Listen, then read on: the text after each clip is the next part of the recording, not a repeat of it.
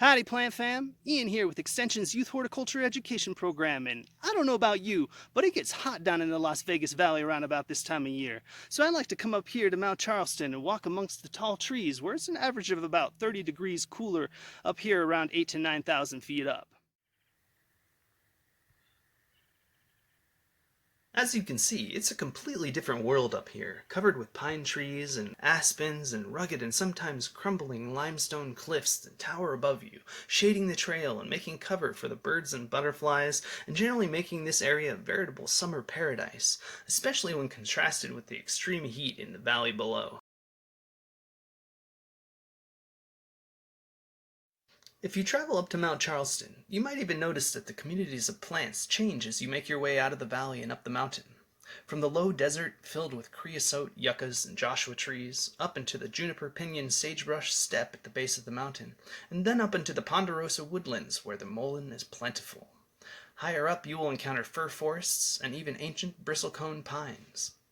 That plant communities vary with elevation is a concept known as life zones, and was developed by the naturalist C. Hart Merriam in 1889 as a result of his work in northern Arizona, where the elevation ranges from about 12,600 feet at the San Francisco Peaks near Flagstaff to about 2,200 feet at the bottom of the Grand Canyon. By comparison, the Las Vegas Strip sits at an elevation of about 2,000 feet, while Mount Charleston Peak climbs to a towering height of 11,916 feet, so you can see how Merriam's observations might map over closely to our region. One of the plants you are likely to encounter in abundance in the Ponderosa Woodlands Life Zone is an invasive weed known as common mullein, or Verbascum thapsus. It is found all over the world in disturbed areas like roadsides and in the aftermath of wildfires.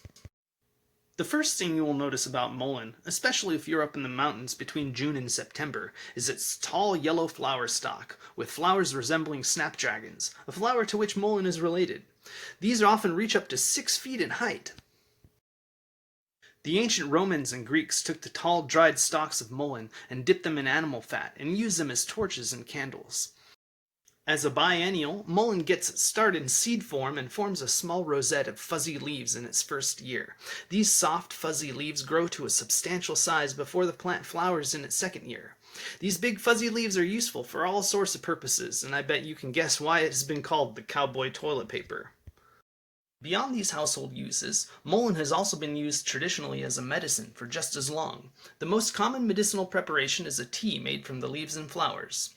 This has been regarded unanimously in all of the world's herbalist traditions as a remedy for the lungs, and has been used to treat everything from sore throat and bronchitis to abdominal pain.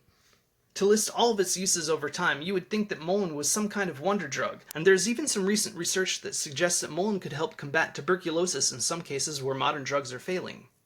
It's generally regarded as safe, however be sure to consult your parents and a physician before trying a tea made from the leaves. Who knows though, cooling off in the summer while foraging for mullein might just help you beat that midwinter cough and cold. The fact that mullein is considered invasive in most places in the US West means that we can feel right at home harvesting and using mullein for all sorts of reasons, not the least of which being the fact that it forms a dense growth pattern that can choke out native species of herbaceous plants and grasses. If you harvest some of the seeds in the fall, you can add mullein to your garden for a tall vertical flash of vibrant yellow and highly useful yields. Just be sure to keep it in check since it's self-seeding and will pop up everywhere if you're not careful. It is an invasive weed after all. Be sure to follow YHEP and other extension programs at facebook.com/UNR Extension.